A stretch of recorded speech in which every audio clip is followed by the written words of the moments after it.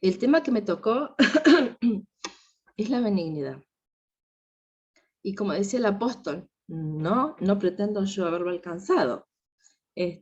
Así que sí, es un tema que realmente nos debe movilizar a todas, y a veces las palabritas por ahí las mezclamos, las confundimos o son muy parecidas, pero tienen unas características muy especiales, tanto benignidad como bondad, sobre todo en este tema de las traducciones que hubo de las palabras, ¿no es cierto?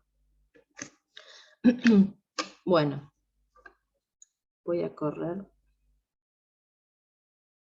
un poquito Bueno.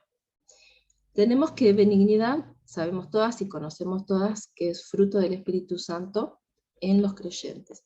Y esto lo tenemos en Gálatas 5:22, como vienen desarrollando hasta ahora todas las hermanas. Pero para desarrollar este tema en sí, me basé en las 7 preguntas clásicas y básicas que conocemos a nivel lengua y literatura, ¿no? ¿Qué, quién, cómo, dónde, cuándo, por qué y para qué, ¿sí? Para hacerlo un poco más didáctico. La primera pregunta, ¿qué es la benignidad? Y obviamente que la mayoría de nosotras vamos a un diccionario y nos encontramos con esta definición. Cualidad de bueno, que es una virtud, que se refiere a los valores de alguien bueno en esencia.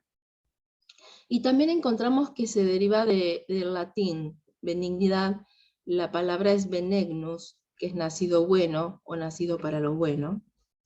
Pero con respecto a la Biblia, nos encontramos con la traducción del griego, ¿sí? La mayoría del Nuevo Testamento, las palabras en griego, y nos encontramos con la palabra chrestos, benigno, ¿sí? Y esta palabra se traduce, tiene más palabritas, se traduce como amable, amistoso o bondadoso. Pero, ¿qué es la benignidad en la Biblia? Y en la Biblia encontramos algo más profundo, algo más contundente, que es un atributo de Dios, ¿sí? Entonces empezamos a encontrar pasajes como Romanos 2, 4, donde el apóstol Pablo le habla a los romanos y le dice, ¿o menospreciáis las riquezas de su benignidad? ¿Sí? Romanos 2. El apóstol está haciendo una defensa y está presentando el evangelio.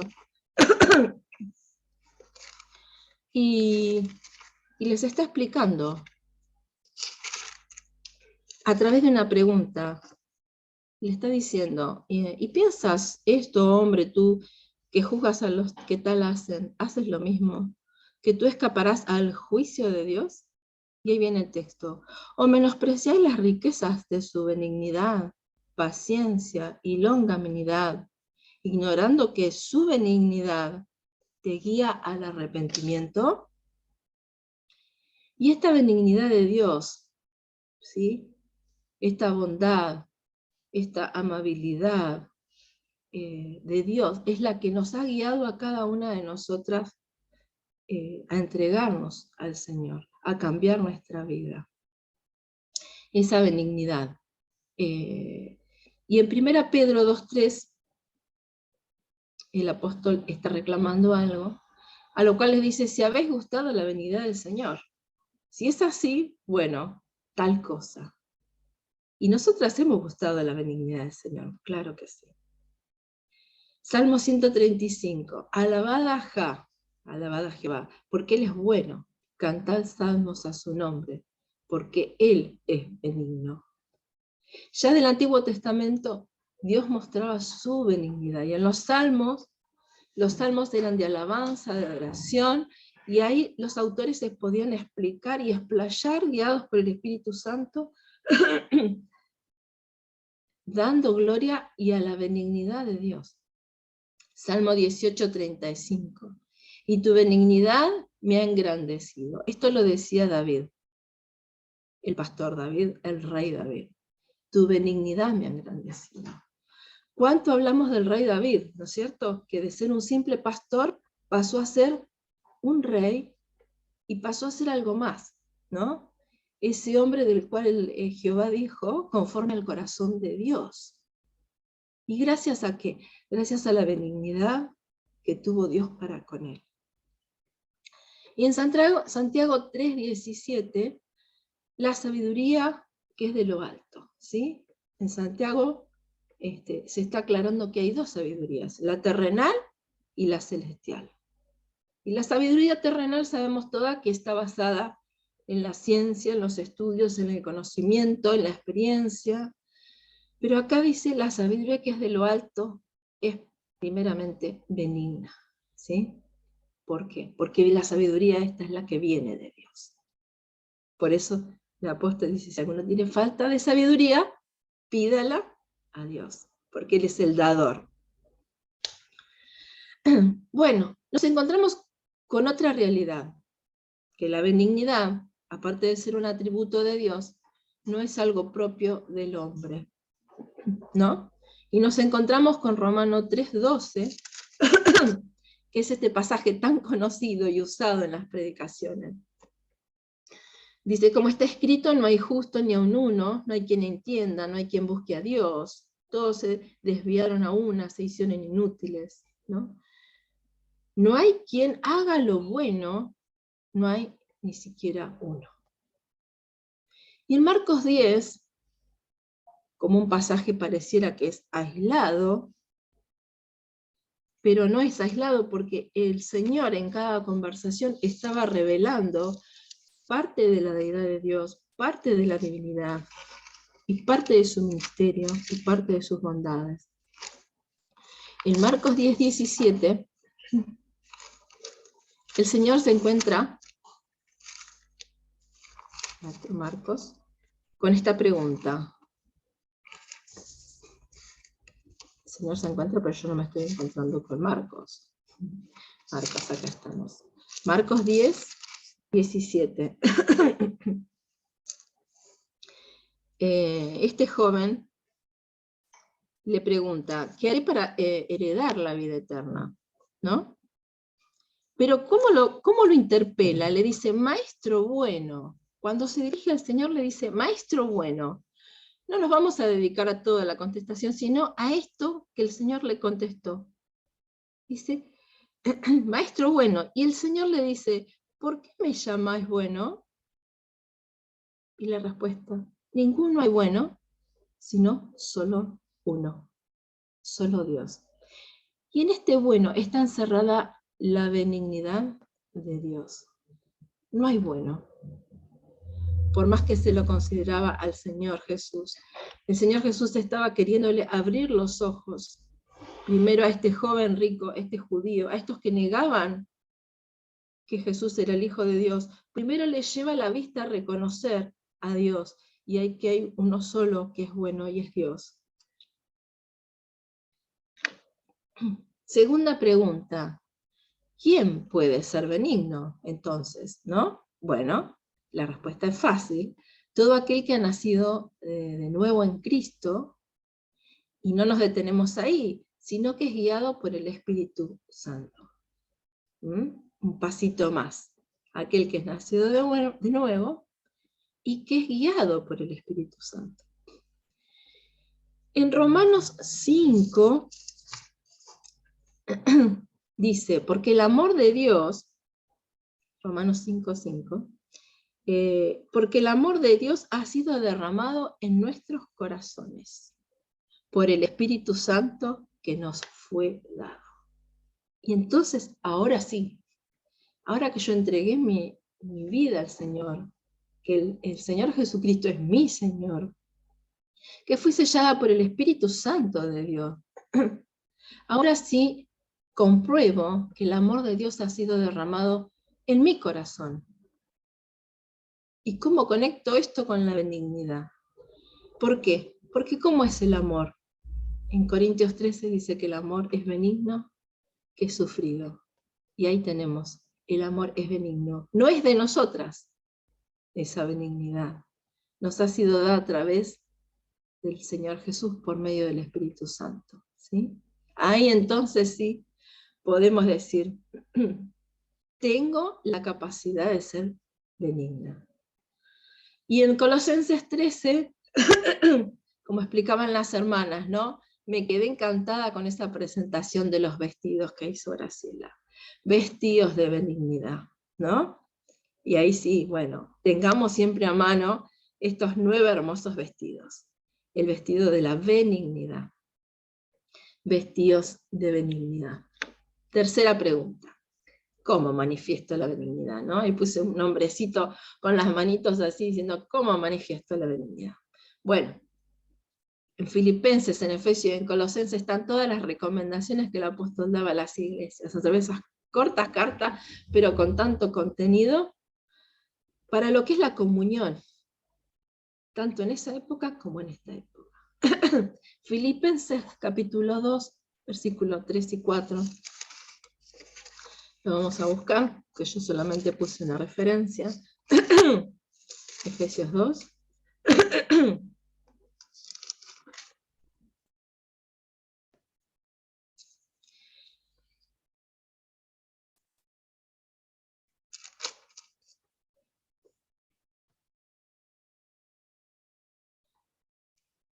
A ver. Sí, puse la referencia, pero me parece que me la confundí. Bueno, dice, no mirando cada uno por lo suyo propio, sino por lo de los demás. Entonces ahí tenemos lo que hace la benignidad respecto a mi relación con los hermanos. No mirando cada uno por lo suyo propio, sino por lo de los demás. Y en Efesios 4, 22, seguimos. Dice, 22 y 24, dice, renovaos en el espíritu. ¿Cómo manifestamos la benignidad? No es de un día para el otro, ¿sí? Es todo un proceso. Esto de dejarnos guiar por el Espíritu Santo de Dios, ¿sí? ¿Por qué? Porque nosotros estamos conviviendo con esas dos naturalezas, ¿no? Que hasta el día de la muerte la vamos a llevar. Y es una pequeña lucha interna. Entonces es un proceso en el cual dice, en cuanto a la pasada manera de vivir, despojaos del viejo hombre que está viciado conforme a los deseos engañosos y renovaos en el espíritu de vuestra mente. Y ahí tenemos un trabajo extra con nuestra mente, ¿sí? Con nuestros deseos y con nuestra voluntad. Y vestidos del nuevo hombre creado según Dios en justicia y santidad de la verdad. Ahí tenemos un trabajo de voluntad respecto al otro y un trabajo personal respecto a nuestra renovación en el espíritu. Y una tercera en Colosenses 3:12, que es este hermoso versículo, ¿no? Vestidos como escogidos de Dios. Vestidos como escogidos de Dios, dice. Y sobre todas las cosas, vestidos de amor, que es el vínculo perfecto. Vestidos como escogidos de Dios. Dice, de santos y amados, de entrañable misericordia. Y ahí la frasecita, de benignidad, de humildad, de mansedumbre y de paciencia, ¿no? Es algo que tenemos que tomar porque no es propio, ¿sí? Sino que es algo que tenemos que hacer. Entonces, esos 3 consejos nos ayudan a manifestar la benignidad. Entonces yo me quedé pensando, y ahí puse una pregunta chiquitita que la hago para mí. ¿Soy consciente que debo manifestar esa benignidad? ¿Soy consciente de que tengo que trabajar en esa lucha interna? ¿Soy consciente de que tengo que renovar y hacer un trabajo, ¿no? Un trabajo personal en mi mente, en mi comprensión, en mi lectura, en mi meditación, y soy consciente de que debo tomar algo de Dios y hacerlo propio en mi vida para con los demás? Y ahí quedaría un selá, como dicen en los salmos, ¿no? Esta palabrita que significa medita en esto. Pero vamos a seguir. Cuarta pregunta, el dónde, ¿no? Vamos bajando con las preguntas. ¿dónde debo manifestar la benignidad? Y dice, bueno, entre los hermanos, preciosa, ¿no? Pero en Gálatas 6, 9, 10 dice, no nos cansemos pues de hacer el bien. Y dice a todos. Y después aclara algo más bonito, dice, mayormente a los de la familia de la fe. Y en Efesios 4:32, como dice la hermana, es un imperativo. Antes, sed benignos, unos con otros. Ah, bueno, ¿no? Y ahí me está hablando en estos versículos de lo que hace en relación a la iglesia, en relación a la comunidad en que estamos cada una de nosotras, de la edificación, no solamente personal, sino de la edificación de mi hermano, de mis hermanos, y trabajar en la unidad de la iglesia, ¿sí? Porque esta parte del fruto del Espíritu Santo hace a la unidad de la iglesia, al bienestar de la unidad de la iglesia, y a mi colaboración.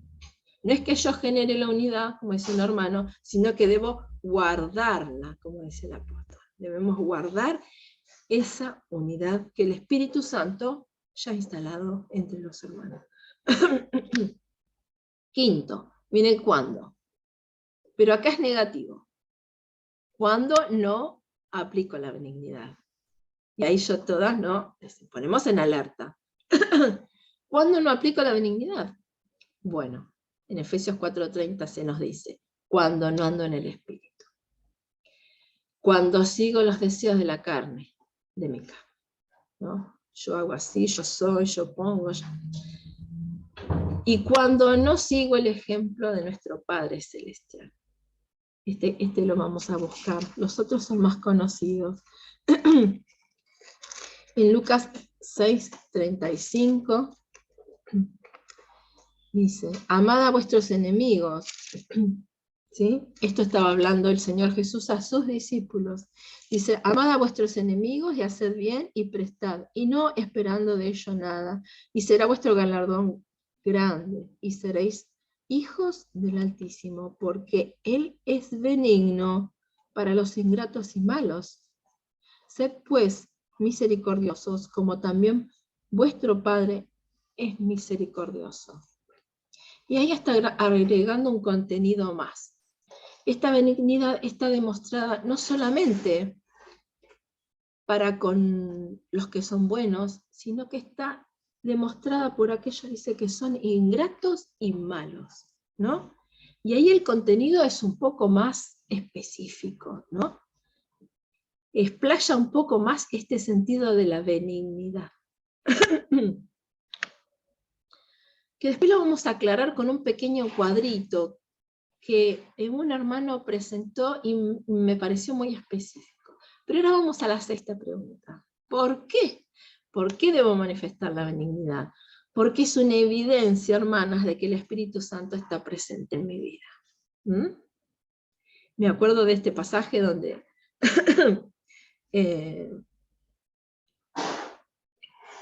hubo un problema con los discípulos y cuando servían a las mesas, ¿no es cierto?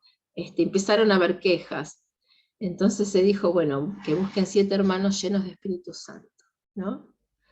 Con la idea de que estos hermanos llenos del Espíritu Santo iban a saber trabajar en equidad, en benignidad, en bondad, ¿no? Con templanza, ¿sí? Y iban a ser instrumentos útiles para cubrir ese problemita que estaba pasando.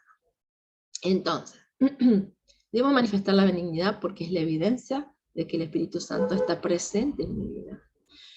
Porque es un mandato y un ejemplo de Dios, ¿sí? En Efesios 4:32, como hijos de Dios. Y en 2 Timoteo, que también lo vamos a buscar, 2 Timoteo 2:24, porque el siervo del Señor, ¿sí? Si todas llamamos Señor al Señor Jesús, porque somos sus siervos, dice. Porque el siervo del Señor, o sea que no se limita a un grupo, todas somos siervos del Señor. No debe ser contencioso, sino amable, y esta es una de las traducciones de crestos, ¿no? De la palabra benignidad, para con todos, apto para enseñar, sufrido, que con mansedumbre corrija a los que se oponen, por si quizás Dios les conceda que se arrepientan. Bueno, y sigue explicando, ¿no? Entonces, ¿por qué? Porque de manifestar la unidad es concreto. Tenemos el Espíritu Santo, debo manifestarla. Es un mandato del Señor, debo manifestarla. Es un ejemplo de mi Padre, si yo soy su hija, debo manifestarla. Y como siervo, también. 7. ¿Para qué? ¿Para qué debo manifestar la benignidad? Como le decíamos hoy, para guardar la unidad del Espíritu. Esto de guardar me lleva y me hace recordar cuando el Señor, Jehová le pregunta a Caín, ¿dónde está tu hermano? Y él dice, yo guarda yo de mi hermano. Sí, sí, hermanas. Cada una, nosotras somos guarda de nuestro hermano. Y lo digo con temor y temblor, porque muchas veces nos vemos involucradas en pequeñas discusiones, en pequeñas cositas en la iglesia, que nos llevan a olvidarnos de que somos guarda de nuestros hermanos. Y hace poco me tocó algo con una hermana, y uno dice, no, pero yo tengo razón, que no, que la hermana, que sí, que, pero ¿cómo me dice eso? Y bueno, y ahí tenemos que sacar, como decía la hermana, los vestiditos, y vestirlos como dice el Señor, de mansedumbre, de templanza, de dominio propio, y de benignidad. Porque, dice entonces, ¿para qué? Guarda la unidad del Espíritu, en la congregación y con los hermanos. ¿Qué más? Para manifestar que somos hijas de Dios, ¿no? Somos hijas de Dios, el mundo se tiene que enterar que somos hijas de Dios, mostrar benignidad, no solo en la iglesia, fuera de ella, y la obediencia, que ahí no podemos escapar, porque es esto que le agrada a Dios, ¿sí? No se agrada en nuestros sacrificios, se agrada en nuestra obediencia, ¿no? El segundo gran mandamiento, amarás a tu prójimo como a ti mismo. Lo que yo quiero que hagan conmigo, debemos hacerlo para con nuestro hermano. Como una conclusión de ejemplos, cada paso del Señor manifestó su benignidad por los hombres, sanando, llegando a sus problemas personales, enfermedades, dolencias. En cada paso el Señor manifestó su benignidad por los hombres que Él buscaba, o los hombres o mujeres con las cuales se cruzaba, que a veces parecía casual, pero no hay nada casual en los caminos del Señor. Y se me ocurrió presentar 2 ejemplos que diríamos que son sin nombres, ¿no? Y uno es el buen samaritano, en Lucas 10, que el Señor cuenta, ¿no? Y le está hablando, está explicando, ¿no? Lo que es el prójimo. Y yo encontré en estos pasajes benignidad. Vamos a buscarlo. 10. Lo que es amar al prójimo. Dice, y en el relato dice, aconteció, ¿no? Esto es un relato que hace el Señor. No sabemos si ha sido verdad, si no. Le dice, un hombre que descendía de Jerusalén, ¿no es cierto? La historia la conocemos todos. Pasó un sacerdote, pasó un levita, pero un samaritano que iba de camino, vino de cerca de él. Sabemos todas que los samaritanos eran el disgusto, ¿no? del pueblo hebreo. Un samaritano que iba de camino vino cerca de él y viéndolo fue movido a misericordia. Sabemos, ¿no? Este problema que había entre los hebreos y los samaritanos, el desprecio que había entre ellos. Viéndolo fue movido a misericordia, ¿sí? Vio el problema, el dolor, la miseria, lo que tenía, y fue movido a misericordia. Y acercándose, vendó sus heridas, echándole aceite y vino, ¿sí? Para curar, para sanar, poniéndolo en su cabalgadura, ¿sí?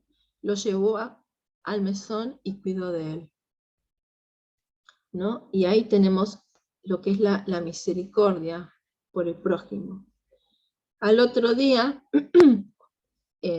al partir, ¿qué hizo? Dijo, bueno, ya está, acá hice todo lo que pude, ya mostré mi misericordia, me tengo que ir, tengo otras cosas que hacer. Sacó 2 denarios y los dio al mesonero. Y le dijo, cuídamelo, y todo lo que gaste de más, yo te lo pagaré cuando regrese. Y yo ahí encontré la benignidad. No hacer lo bueno, sino hacer algo más que bueno. Él no tenía ninguna obligación, no era un familiar, no era un pariente, al contrario, era alguien que no se... nada, había cierto recelo, desprecio, ¿no? Y hizo algo más, mostró su benignidad, hizo algo más que va más allá de lo bueno o de lo bondadoso, ¿sí? Hizo algo por alguien, como diría, no se lo merecía, ¿no? Y es eso maravilloso que viene del Señor, y no es de nosotras. Y el otro ejemplo, somos mujeres, y no podía faltar un ejemplo femenino, Proverbios 31:29, donde se da una lista larguísima de la mujer virtuosa, que si bien no sabemos si era real, si era la madre, bueno, no nos metamos en esa discusión, sino en el ejemplo, y me detuve ahí. Muchas mujeres hicieron el bien, mas tú sobrepasas a todas. No se quedó con hacer el bien, sino que se prolongó y hizo más. Por alguien que quizás no lo merecía, y se extendía su mano al pobre, daba, ¿no? Y hay un versículo donde dice, le da bien y no mal a su esposo cada día. ¿Se lo merecía o no? No nos vamos a entrar en esa discusión. Dice, ¿sí? Y le daba bien y no mal todos los días, ¿sí? Bueno, vamos a seguir. Nos encontramos con un versículo, un capítulo en Romanos 12:14, que si bien es largo me gustaría leerlo, porque nos va a aclarar un poquito más. Y el apóstol Pablo dice, bendecid a los que os persiguen, bendecid y no maldigáis, gozaos con los que se gozan, llorad con los que lloran, unánimes entre vosotros, no altivos, sino asociándoos con los humildes, no seáis sabios en vuestra propia opinión, no paguéis a nadie mal por mal, procurad lo bueno delante de todos los hombres, y si es posible, en cuanto dependa de vosotros, estad en paz con todos los hombres. No os vengáis vosotros mismos, amados míos, sino dejad lugar a la ira de Dios. Porque escrito está, mía es la venganza, yo pagaré, dice el Señor. Así que si tu enemigo tuviere hambre, dale de comer, si tuviere sed, dale de beber, pues haciendo esto, ascuas de fuego amontonará sobre su cabeza. Y este es el versículo que resalte, no seas vencido de lo malo, sino vence con el bien el mal. ¿A qué viene esto?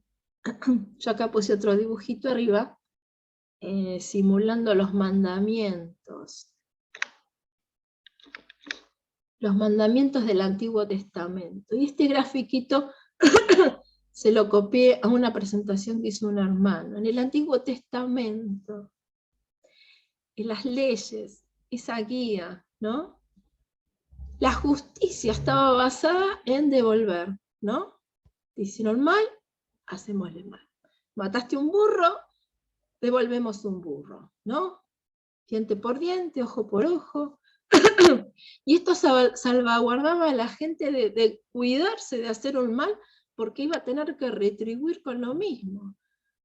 Rompiste un brazo, pagaste mal por mal, y dentro de eso se tenía el temor de la justicia, ¿no? Pero ¿qué pasó? Al venir el Señor Jesús, modificó y mejoró en maravilla, ¿no? Y nos estableció una vara mucho más alta, ¿no? La del amor. Por eso leíamos Romanos 12. Les explicaba que ante el mal había que responder con el bien. Y ahí ya la justicia queda perdida y se transforma en benignidad, ¿no? El mal devolvemos en bien. Y ahí se resume lo que es la benignidad. Parece fuerte. Como humano uno dice, no, si a mí me lo hace, ¿no? Pero en nuestra carne respondemos eso. Pero nosotras no nos tenemos que guiar por la carne, como dice el apóstol. Tenemos que andar por el Espíritu. Y el Espíritu nos guía, nos reclama esto. ¿Somos conscientes de la benignidad de Dios? Miramos alrededor, en la creación, todo lo hizo bueno, hermoso. Y uno mira el mundo y dice, ay, pero la gente destruyó este mundo precioso. La verdad que hay gente que no se merece este mundo, lo destruye. Bueno, la benignidad de Dios entregó un mundo maravilloso para todos. Estas guerras, bueno, Dios es benigno y bueno para con todos, ¿no? En la creación, en sus promesas, preciosas promesas, tanto en el pueblo de Israel, pero no solo para ellos, sino que la extendió para todos, su benignidad, su protección, preciosa protección, que a veces no nos damos cuenta. En los salmos nos muestran la protección, la providencia de Dios, todos sus cuidados, sus juicios, su benignidad y sus juicios, son todos perfectos. Y nos encontramos con ¿qué? Ya voy terminando, Moni. Nos encontramos con el mayor acto de benignidad para con los hombres, ¿no? Que es enviar a su Hijo. Me acuerdo en esta parábola que contaba el Señor, dice que el dueño de una vid mandaba al capataz, lo golpeaba, mandaba al siervo, hasta que un día dijo, voy a enviar a mi hijo, van a tener respeto y cuidado de mi hijo. Y no lo hicieron así. El mayor acto de benignidad para con los hombres fue enviar a su Hijo. ¿Quién enviaría a su Hijo? Solo Dios. Juan 3:16. Porque de tal manera amó Dios al mundo, que ha dado a su Hijo único, para que todo aquel que en Él cree no se pierda, mas tenga vida eterna. No solamente que tuvo misericordia, sino que hizo más. Nos dio vida eterna. ¿La merecíamos? No la merecíamos. Él tomó nuestro lugar, extendió sus brazos, no solo para morir en esa cruz. Y hablando de Semana Santa y hablando de la Pascua para el cristiano, no tuve más que hacer esta preciosa mención. Él tomó nuestro lugar, extendió sus brazos, no solo para morir en esa cruz, ser clavado en esa cruz, sino que esos brazos también se extienden para recibirnos a todo aquel que cree. ¿Sí? Y esto es una realidad porque Él resucitó y Él está con cada una de nosotras, está y lo estará. Que el Señor las bendiga y nos ayude a andar en el Espíritu.